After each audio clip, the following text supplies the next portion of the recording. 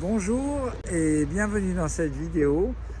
Troisième et dernier épisode des Journées européennes de la Société française de cardiologie. Alors aujourd'hui, je voulais partager avec vous une session auquel j'ai participé comme orateur. Et dans cette session, nous parlions des objets connectés, notamment des montres connectées. Alors vous savez, ça tombe bien, c'est un de mes sujets préférés. Il y a eu plusieurs présentations, Cyril Zakin qui a parlé de la téléexpertise, Amal Tazi de Rabat qui a parlé des montres connectées. Moi j'ai parlé des objets connectés en général et des enregistreurs d'événements avec des cas pratiques, et puis il y avait une présentation de Romain Échalier du CHU de Clermont-Ferrand qui a fait une présentation sur la télésurveillance des prothèses cardiaques implantables. Alors la question du jour c'était quels sont les intérêts et limites de ces objets, de ces enregistreurs d'événements, et c'était le sujet de ma présentation. Avant de rentrer dans les détails, merci de mettre un grand pouce bleu à cette présentation afin de montrer à l'algorithme de YouTube qu'on existe. Je compte sur vous.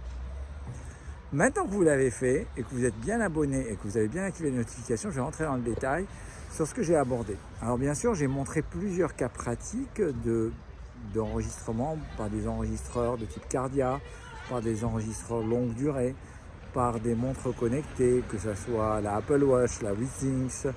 J'avais pas de montre, je n'avais pas montré de tracé d'autres montres connectées que ces deux-là, mais il y en a qui sont très bien aussi. L'intérêt pour la détection de l'AFA par l'analyse de l'irrégularité du rythme et l'intérêt de l'enregistreur pour enregistrer des épisodes. Mais j'ai également montré les faux positifs de tout ce qui est lié aux parasites que peuvent enregistrer ces montres.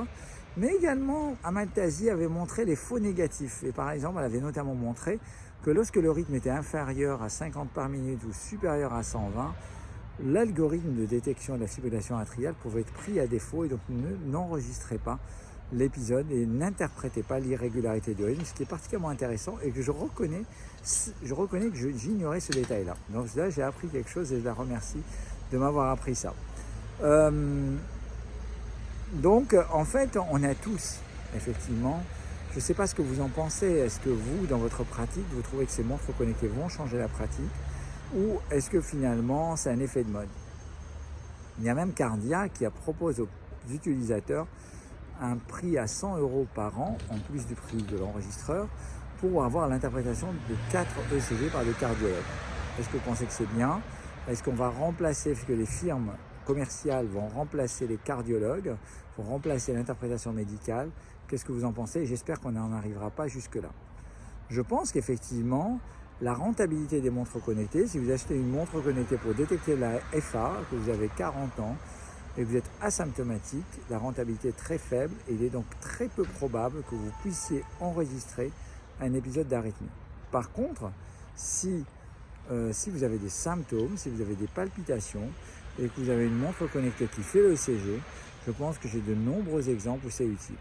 Bien entendu, j'ai aussi beaucoup de patients, peut-être qu'ils se reconnaîtront en regardant la vidéo, mettez-moi alors un gros pouce bleu si vous vous reconnaissez, qu'ils ont du stress important et qui m'envoient des tonnes de tracés en me disant qu'est-ce que vous pensez de celui-là ou qu'est-ce que vous pensez de tel autre tracé, et qu'on se retrouve un peu noyé par la masse des tracés. Mais malgré tout, j'ai de très très beaux exemples où finalement les patients sont venus avec leur diagnostic beaucoup plus tôt, un gain de temps, un gain d'exploration, probablement un gain d'argent et probablement également là aussi un traitement beaucoup plus précoce. Donc au final, elles ont leurs limites, on doit les connaître, mais elles ont également une grande utilité et à utiliser à bon escient, c'est particulièrement utile.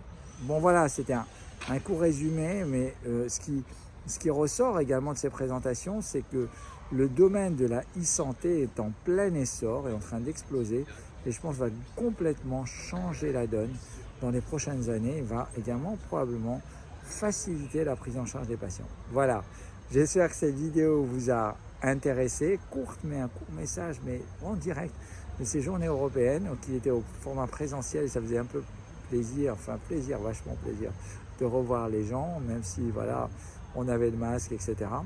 Mais voilà, donc j'espère que la vidéo vous a intéressé. Mettez-nous un gros pouce bleu si vous ne l'avez pas encore vu. Et je vous dis à très très bientôt pour d'autres vidéos. Mettez-nous en commentaire ce que vous voudriez traiter sur les prochaines vidéos. À très très bientôt. Ciao, ciao.